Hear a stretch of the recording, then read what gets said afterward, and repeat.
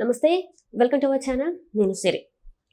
Owaisi brothers అయితే మా బిల్డింగ్ని కూల్చొద్దు అని చెప్పేసి అయితే రేవంత్ రెడ్డి గారిని అడిగితే రేవంత్ రెడ్డి గారు మరి సంచలన రిప్లై ఇచ్చారని చెప్పేసి కొన్ని వార్తలు అయితే వస్తున్నాయి. మరి ఏంటి అనేది మనకి వివరించడానికి మనతో పాటు ఉన్నారు ప్రముఖ సీనియర్ జర్నలిస్ట్ డివిఎస్ గారు. నమస్కారం సార్. నమస్తే సార్, ఇప్పుడు చూస్తుంటే ఏదైతే హైడ్రా కమిషన్ వచ్చినప్పటి నుంచి చాలా మందివి బిల్డింగ్స్ అయితే కూలగొడుతున్నారు. అక్రమ కట్టడాలు ఏవైతే ఉన్నాయో అవి మాత్రం కూల్చేస్తున్నారు. ఇప్పుడు ఏంటంటే ఓవైసీ బ్రదర్స్ మా బిల్డింగ్లు కూల్చొద్దు అంటే ఏవైతే వాళ్ళ ఎమ్మెల్యేలు ఎమ్మెల్సీలు ఉన్నారో వాళ్ళ బిల్డింగ్స్ కూల్చేస్తుంటే వాళ్ళు కూల్చొద్దు అని చెప్పేసి రేవంత్ రెడ్డి గారిని అడిగితే రేవంత్ రెడ్డి గారు మాత్రం ఒక రిప్లై ఇచ్చారని చెప్పేసి మరి వార్తలు వస్తున్నాయి. ఏమి ఇచ్చి ఉంటారు సార్? తెలంగాణ ముఖ్యమంత్రి రేవంత్ రెడ్డి తేనె తుట్టెని కదిల్చాడు, రాయి విసిరినట్టే. ఇప్పుడు తేనెటీగలు కుడతాయన్నమాట. ఎందుకంటే ఇవాళ ఈ చెరువుల పునరుద్ధరణ పేరుతో ఆయన 166 అక్రమ కట్టడాలు కూల్చేశారు. హైడ్రా అనేది ఒకటి తీసుకొచ్చి రంగనాథ్ ద్వారా మొత్తం అన్ని చెరువులు క్లియర్ చేస్తున్నారు. ఎందుకంటే జలవనరుల సంరక్షణ ఇవాళ తెలంగాణ యొక్క లక్ష్యం. మనం చూసాం కాకతీయుల కాలంలో తెలంగాణలో చెరువులు, గొలుసు కట్టు చెరువులు అనమాట. చెరువుల ద్వారానే ఇక్కడ సేద్యం, చెరువుల ద్వారానే ఇక్కడ తాగునీరు. ఇప్పుడు హైదరాబాద్ చుట్టూత హుస్సేన్ సాగర్ ఏమైపోయింది? కాలుష్య సాగర్ అయిపోయింది. రేపు చవితి వస్తే మొత్తం అక్కడ హిమాయత్ సాగర్ లేకపోతే ఉస్మాన్ సాగర్, ఇవన్నీ కూడా ఇవాళ జీవ నదుల్లాగా ఈ పట్టణాన్ని నగరాన్ని కాపాడుతున్న పరిస్థితి. అలాంటిది వాటిని ఆక్రమించి కట్టుబడులు చేస్తుంటే ఓవైసీ మొన్న ఏమన్నారు? నెక్లెస్ రోడ్ కూల్చేస్తారా అన్నారు, తెలుగు తల్లి ఫ్లైఓవర్ కూల్చేస్తారా అన్నారు, లేకపోతే అసలు జిహెచ్ఎంసీ బిల్డింగ్ కట్టిందే చెరువులో, మరి అది హిమాయత్నగర్లో ఉన్న జిహెచ్ఎంసీ ఆఫీస్ ఏదైతే ఉందో అది కూడా కుంటలో కట్టింది అని చెప్పేసి అన్నారు. మళ్ళీ సెక్రటేరియట్ కూలుస్తారా అన్నాడు. అంటే వీటన్నిటికి కూడా ఓవైసీ ఎందుకు ఆయన అంత ఇదవుతున్నాడు? అసలు దీని మొత్తం మీద జరుగుతోంది ఏంటంటే ఆయన ఫాతిమా ఉమెన్స్ కాలేజ్ ఒకటి ఉంది, అది కంప్లీట్గా నీళ్లల్లో ఉంది. ఏది ఎఫ్టిఎల్ ఏరియాలో కట్టిన ఆ కాలేజీ కూడా కూల్చేస్తారు. మనం చూసాం ఈ మధ్య అందరూ కూడా దాన్ని డ్రోన్స్లో తీసిన ఫోటో, ఏరియల్ వ్యూ ఫోటో స్పష్టంగా చూపించారు. ఏంటి, ఆ లేక్లో కట్టిన కాలేజీగా కనపడుతున్న నేపథ్యంలో నెక్స్ట్ ఆ కాలేజీని కూలుస్తారా? ఓవైసీ ఏమంటున్నారు? నా బిల్డింగ్లు కూల్చొద్దు అని ఆయన అంటున్న నేపథ్యంలో ఆల్రెడీ ఒక ఎంఐఎం ఎమ్మెల్యే బిల్డింగ్ కూల్చేశారు, ఒక ఎంఐఎం ఎమ్మెల్సీ బిల్డింగ్ కూల్చేశారు. ఇప్పుడు రాజా సింగ్ ఏమన్నాడు? ఎమ్మెల్యే, బీజేపీ ఎమ్మెల్యే అసలు ఓవైసీ ఇల్లే కూల్చేయమన్నాడు. ఓవైసీ ఇల్లు కూడా ప్రభుత్వ భూమిలో కట్టిందే, ఆ శాస్త్రీపురంలోనో ఎక్కడో కట్టిన బిల్డింగ్. ఆయన కాలేజీ కూల్చేయాలా, ఇది కూల్చేయాలి. రేవంత్ రెడ్డి నిజంగా కనుక ఆయన రాజకీయాలకు అతీతంగా ఇది ఒక ఉద్యమంగా చేపడితే అన్నీ కూల్చేసేయండి అని రాజా సింగ్ ఛాలెంజ్. ఓవైసీ ఏమో కూల్చొద్దని అడగటం, ఇంకా బెదిరించటం. ఏది, నా దగ్గర 40,000 మంది యూత్ ఉన్నారని. ఇప్పుడు ఇది పార్టీల సమస్య కాదు, ఇది వ్యక్తుల సమస్య కాదు, ఇదేంటి పర్యావరణ సమస్య అన్నమాట. ఇలా వదిలేస్తే ఇక సరస్సులు అనేవి ఉండవు.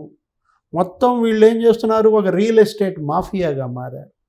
గండిపేటలో అన్ని చోట్ల నీకు చెరువులను ఆక్రమించి కట్టుబడులు చేసిన నేపథ్యంలో ఇప్పుడు అక్కడ బీజేపీ నాయకుడు ఇది కూడా కొట్టేశారంట, సునీల్ అనే అతనిది. అసలు ఎందుకు కేంద్ర మంత్రి పల్లం రాజు తమ్ముడు వాళ్ళది కూడా కొట్టేసిన పరిస్థితి. ఇక్కడ కాంగ్రెస్ వాళ్ళవి కొడుతున్నారు, వీళ్ళవి కొడుతున్నారు, అందరూ కొడుతున్న దాంట్లో ఇక్కడ మనం అనుకున్నది అదే. తను ఎందుకో మంచికో చెడుకో దీన్ని చేపట్టాడు, అతనికి సహకరించాలా, స్వాగతించాలా? ఎవరికి? ముఖ్యమంత్రికి. ఇప్పుడు సిపిఐ నారాయణ స్పష్టంగా చెప్పాడు ఏమని, ఆ కన్వెన్షన్ నాగార్జున ఇష్యూలో బిగ్ బాస్, అతను నిజంగానే ఒక బిగ్ బాస్గా ఆక్రమణలు చేశాడు, ఇదేంటి అని చెప్పి ఆయన సందర్శించాడు. ఇది ఆ కూలగొట్టిన కన్వెన్షన్ని. మరి సిపిఐ ఇతర పక్షాలు దీన్ని స్వాగతిస్తున్నాయి, రేవంత్ రెడ్డికి వెన్నుదన్నుగా నిలబడుతున్నాయి. ఎవరు వ్యతిరేకిస్తున్నారు? బీఆర్ఎస్ ఏమంటోంది? కేటీఆర్ ఏమన్నాడు మొన్న కూడా? హైడ్రానా అమీబానా అన్నాడు.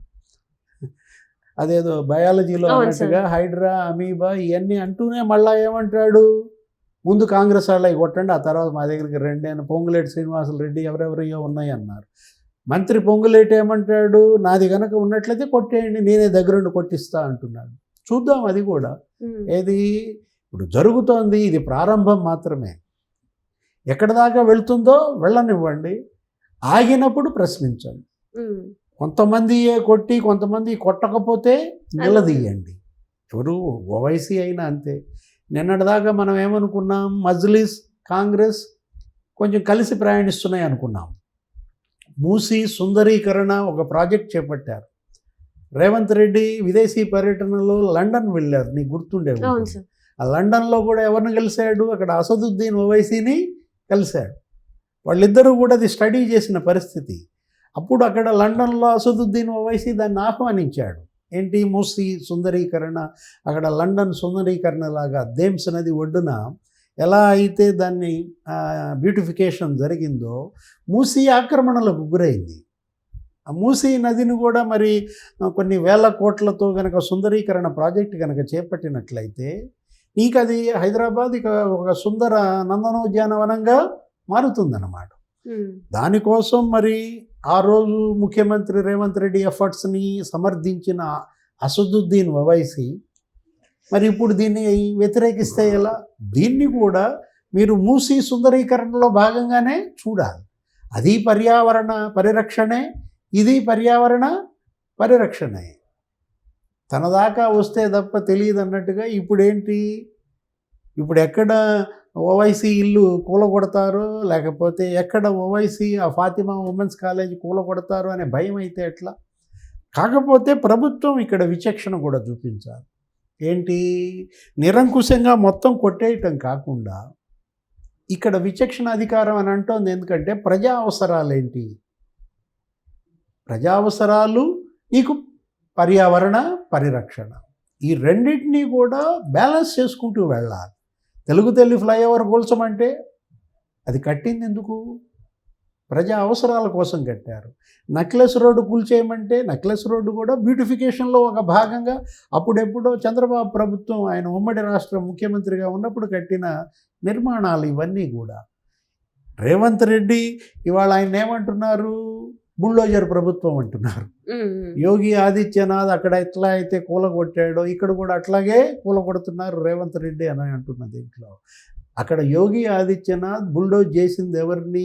బందిపోట్లు, రౌడీలు, డెకాయిట్లు, వాళ్ళు అక్కడ హత్యలు, వాళ్ళ భవనాలు కూల్చేశాడు. పనిలో పని ఆదిత్యనాథ్ ప్రత్యర్థుల భవనాలు కూడా కూలిస్తే కూల్చి ఉండొచ్చు. కానీ ఇక్కడ అలా కాదు. ఏది, రేవంత్ రెడ్డి ఈ ప్రభుత్వం తీసుకున్నటువంటి ఈ హెర్క్యులస్ టాస్క్ ఇది. ఏది, దీన్ని ఒక పద్ధతిగా తీసుకువెళ్ళండి, తప్పు చేస్తే నిలదీయండి. రేపు రాబోయే అసెంబ్లీ సెషన్స్లో కూడా దీనిపై ఒక ప్రత్యేక చర్చను పెట్టాలి. ఏది, ఇప్పుడు ఈ చేస్తున్నటువంటి చెరువుల పునరుద్ధరణ ఈ కార్యక్రమాన్ని గ్రేటర్ హైదరాబాద్కే పరిమితం చేయకూడదు. మొత్తం తెలంగాణ అంతా కూడా చెరువుల ఆక్రమణకు గురయ్యాయి. వరంగల్ కావచ్చు, నిజామాబాద్ కావచ్చు, అన్ని చోట్ల చెరువుల పునరుద్ధరణ జరగాలి. ఎందుకంటే కాకతీయుల కాలంలోనే ఇక్కడ ఈ చెరువుల విశిష్టత మనం చూసాం. గొలుసుకట్టు చెరువులని అభివృద్ధి చేశారు. సేద్యానికి చెరువులు మనకి వాళ్ళ కామధేనువులు అన్నమాట. తాగునీటికి ఈ చెరువులే మనకి దిక్కు. అలాంటి పరిస్థితుల్లో నువ్వు చెరువుని ఆక్రమించి నేను విల్లాలు కడతాను, లేకపోతే పబ్స్ పెడతాము, లేదు రేవ్ కల్చర్ అక్కడ పెంచి పోషిస్తామంటే ఇవాళ జనం తిరగబడతారు. ప్రజల ఆకాంక్ష ఏదో తెలుసుకోండి. ప్రజల ఆకాంక్షల మేరకు నాయకులు పనిచేయాలి, పార్టీలు పనిచేయాలి.